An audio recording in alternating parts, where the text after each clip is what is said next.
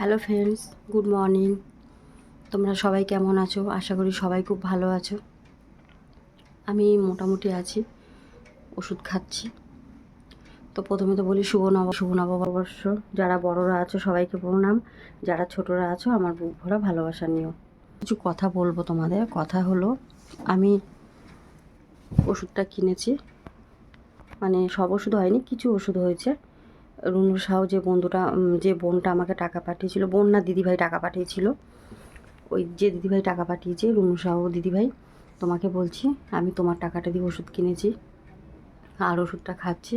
কালকে আমি ভিডিও দিতে পারিনি, আমি খুবই দুঃখিত। কেন আমার মানে শরীরের অবস্থা ভালো ছিল না।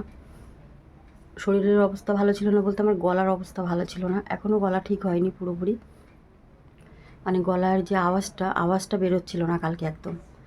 আর যেহেতু ওষুধটা বন্ধ হয়ে গেছিলো, এই জন্য আওয়াজটা বেরোচ্ছিল না। তো এখন ওষুধটা আবার কালকে খেয়েছি। ওষুধটা আনিয়েছি আগের দিন, রাতে নিয়ে এসেছি। তো রাতে তো ওষুধ খাওয়া যায়নি, কারণ ওটা দুপুরবেলা সকাল থেকে খেতে হয়। সকাল থেকে খাওয়ার আগে থাকে, খাওয়ার পরে থাকে, আবার খাওয়ার আগে থাকে, আবার খাওয়ার পরে থাকে। তো এইভাবে ওষুধগুলো খেতে হয়। সারাদিনে 3বার ওষুধ খেতে হয় আমার, মানে অনেকগুলো ওষুধ আছে, 7-8টা ট্যাবলেট হবে। আর বারে বারে আমাকে উষ্ণ গরম জল করে খেতে হয়।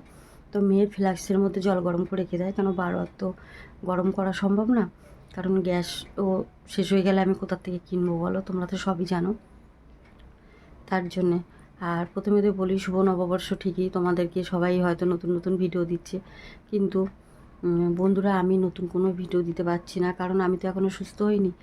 আর আমার জীবনে যে কষ্ট গেছে, আমার মেয়েকে নিয়ে আমার এখনও যে কষ্ট যাচ্ছে, আমি তার জন্য নতুন কোনো ভিডিও দিতে পারছি না তোমাদেরকে। তার জন্য আমি খুবই দুঃখিত, কারণ আমার নতুন কোনো কন্টেন্ট নেই। আমি যেহেতু অসুস্থ ভিডিওটাই এখন দিতে হচ্ছে। আর আমি এখন ভিডিও করতে পারছি না। একই কথা বললাম, হয়তো তোমাদের ভালো লাগে না, কিন্তু আমি যদি না বলি তোমরা বুঝতে পারবে না, এই জন্যই আমাকে বারবার বলতে হয়। যারা নতুন নতুন আসো আমার পরিবারে, যারা আছো পুরনো, আমার কাকিমা আছে, দিদিভাই আছে, বোন আছে, যারা আছো তাদেরকে তো আমি বারবার বলছি না, যারা আর কি নতুন এসছে তাদের জন্য বলছি। তো তোমরা সবাই ভালো করে কাটাও।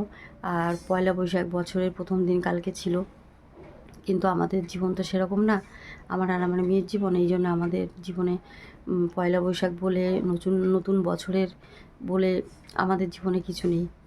কারণ দেখো, পয়লা বৈশাখ তাও আমি মেয়েকে কিছু দিতে পারিনি, আর কিছু দিতে পারছি না আমি এই একটা বছর ধরে, কারণ আমার যেহেতু অনেক সমস্যা, শরীরের অবস্থা ভালো না, আমি কাজ করতে পারিনি।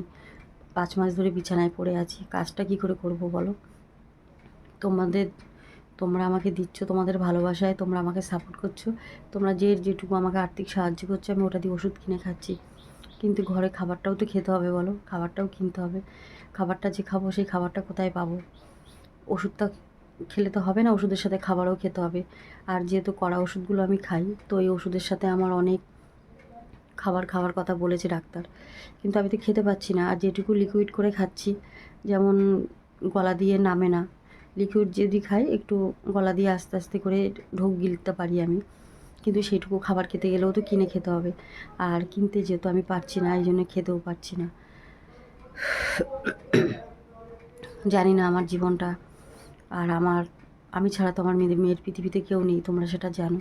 তার মধ্যে একটার পর একটা সমস্যা তো আছে, সব কিছু আমাকে সামলাতে হচ্ছে। তারপরে নিজের তো শরীরের অবস্থা একদমই ভালো না। তোমরা আছো, তোমরা আমাকে কমেন্ট করো, তাই তোমাদের ভালোবাসায় আমি সাপোর্ট পাই আর কি, তোমাদের ভালোবাসায়। আর শঙ্করী দিদিভাই, তুমি কেমন আছো? তোমার মেয়েকে নিয়ে তোমাকে বলছি, ভালো থেকো, খুব ভালো থেকো, সাবধানে থেকো। শুভ নববর্ষ ভালো কাটিও, আমার প্রণাম নিও, একটা ছোট বোন হিসাবে প্রণাম নিও। আর দেখো, আমি তো আমার মেয়ের জন্য কিছুই করতে পারি না, যতটুকুই করেছি আর এখনও অবধি যেটুকু করছি, মেয়ের পড়াশোনাটা আমি মেয়েকে যাতে নিজের পায়ে দাঁড় করাতে পারি, কেন আমার ভবিষ্যৎ বলতে কিছু নেই।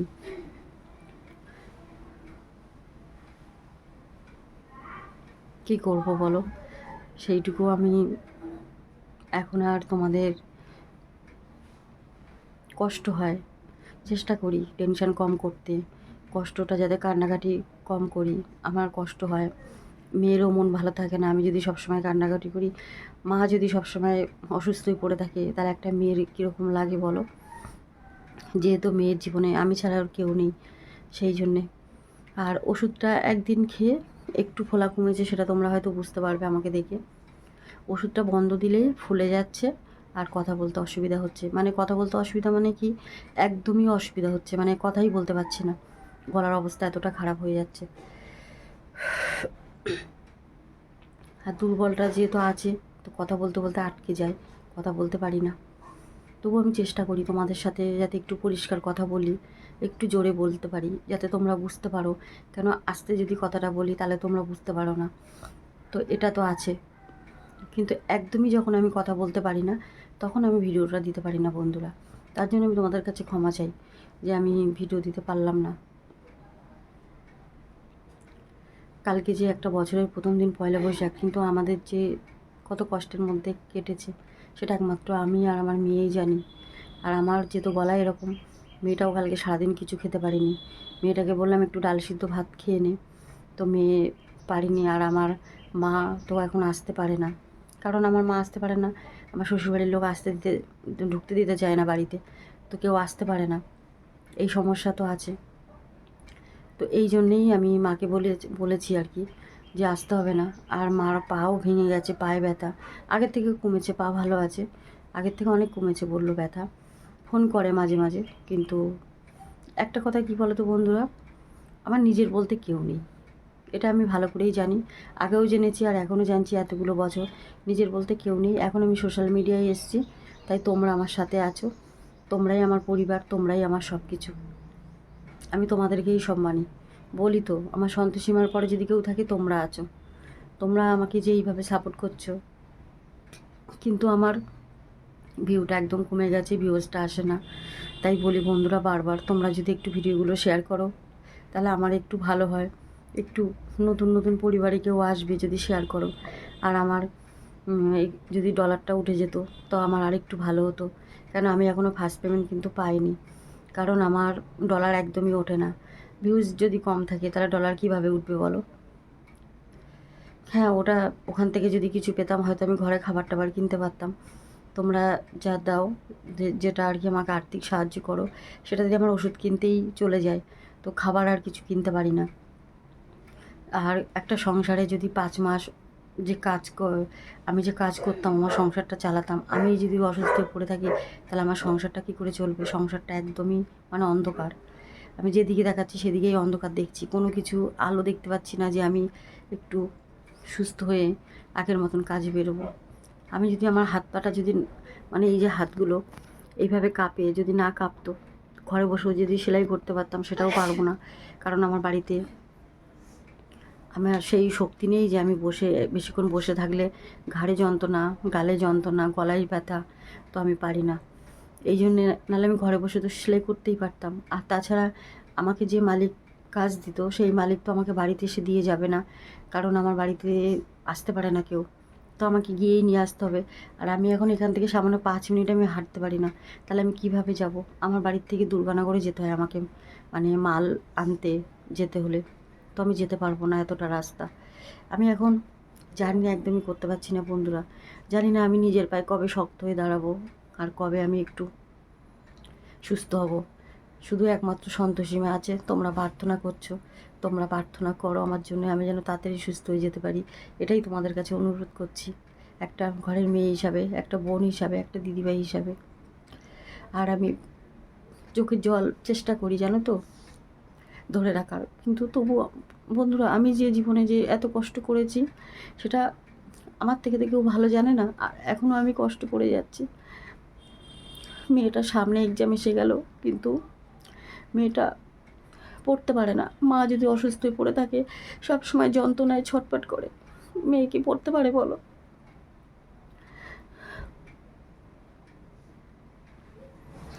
তো চেষ্টা করি মেয়ের সামনে, আমার যতই কষ্ট হয় আমি অনেক চেষ্টা করি চেপে রাখার, মেয়ের সামনে যাতে মেয়ে বুঝতে না পারে।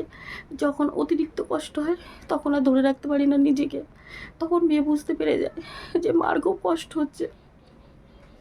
সারাদিন যখন আমি বিছানা থেকে উঠতে পারি না, তখন মেয়ে বুঝে যায় যে আমার মা আজকে খুবই অসুস্থ, এই জন্য উঠতে পারছে না। কেন বলো তো বন্ধুরা, আমি তো একজন কাজ করি, কাজ করা মানুষ আমি।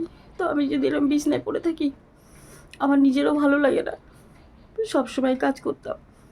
একটা মানুষ যদি সবসময় এতগুলো বছর ধরে কাজ করে সংসার চালিয়ে মেয়ের পড়াশোনা চালিয়ে যদি হঠাৎ করে বিছনায় পড়ে যায়, সে যে একটা মানসিক কী যন্ত্রণা বন্ধুরা, সেটা একমাত্র আমি জানি।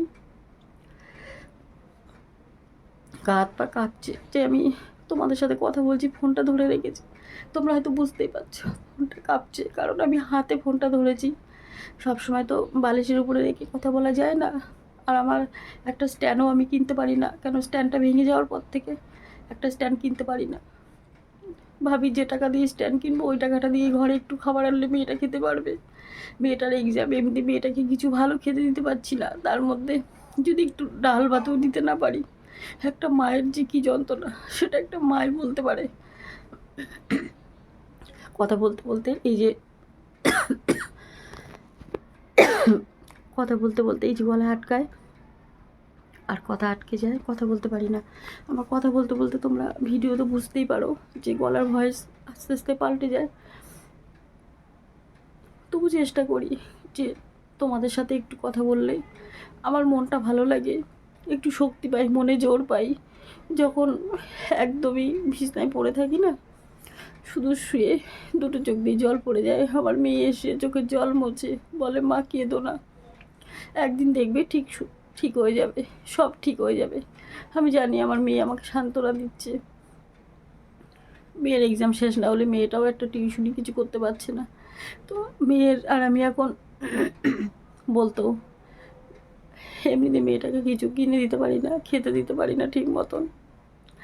একটা মা হয়ে আমি চোখের সামনে দিনের পর দিন দেখে যাচ্ছি, আমার মেয়েটাকে দিতে পারছি না কিছু খেতে। তোমরা যে যেটুকু পারো আমাকে আর্থিক সাহায্য করো, আমি যাতে আমার মেয়েটাকে একটু খেতে দিতে পারি, নিজেকে একটু সুস্থ হতে পারি, আর ওষুধটাও কিনতে পারি। সব ওষুধ কেনা হয়নি, যে দুটো ওষুধ কিনেছি সেই ওষুধটাই খাচ্ছি। আগে কিনেছি ফোলার ওষুধ আর ব্যথা যন্ত্রণার ওষুধ। কেন ওই যন্ত্রণার ওষুধ না যদি কিনি, আমি তো লিকুইডটাও খেতে পারি না, এমনকি ওষুধটা যে গিলে খাই ওষুধটাও গলা দিয়ে নামে না, এই জন্যে। তো বন্ধুরা সবাই ভালো থাকো, সুস্থ থাকো, আর একটু আমার পাশে থাকো, একটু আমাকে সাপোর্ট করো। তোমাদের যদি কারোর ফেসবুক থাকে একটু ভিডিওগুলো শেয়ার করো ফেসবুকে, যাতে সবাই একটু দেখে, একটু এগিয়ে যায়, এগিয়ে আসে আর কি, দেখে সবাই এগিয়ে আসে। এটাই বলি তোমাদের কাছে। তোমাদের ছাড়া, তোমরা ছাড়া তো আমার কেউ নেই। আমি তোমাদেরকে বলবো না, কাকে বলবো? আমার কষ্টের কথা একমাত্র তোমাদেরকেই আমি বলি। তোমাদের সাথে সব কিছু শেয়ার করি, আমি সব কথা শেয়ার করি। আমার মনের কষ্ট, দুঃখ, সুখ। সুখ বলতে তো কিছু নেই বন্ধুরা, আমার সুখ নেই। আমি জানি কপালে সুখ নেই। যেদিন আমার বাবা 13 বছরে বিয়ে দিয়েছে সেই দিন থেকেই আমার সব সুখ চলে গেছে। তাই আমি চাই আমার মতন যেন আমার মেয়ের জীবনটা না হয়। এই জন্যই আমি কষ্ট করে আমার মেয়েটাকে পড়াচ্ছি, যত কষ্টই হয়। হ্যাঁ, আমি সুস্থ হয়ে কাজ করতে পারলে আমার মেয়েটাকে আবার পড়াতে পারবো। এখন তো মেয়েটার টিচার নেই, মেয়েটা কত কষ্ট করে পড়ছে, নিজে সব কিছু তো বুঝতে পারে না পড়ার। কেমিস্ট্রি, ফিজিক্স, বায়োলজি, তোমরা জানো এইগুলো, ফিজিক্স কেমিস্ট্রি কতটা টাফ। তো এইগুলো বুঝতে ওর খুবই অসুবিধা হচ্ছে, আমি বুঝতে পারছি সবই। কিন্তু মা হয়ে আমার খালি চোখের সামনে দুটো চোখ দিয়ে দেখা ছাড়া আর কিচ্ছু নেই, কিছুই করতে পারছি না মেয়ের জন্যে। আর আমি নিজে তো যদি পড়ে থাকি, হ্যাঁ তোমরা হয়তো বলবে তুমি আগে সুস্থ হও, ঠিক, আমি সুস্থ না হলে মেয়েকে দেখবো কী করে?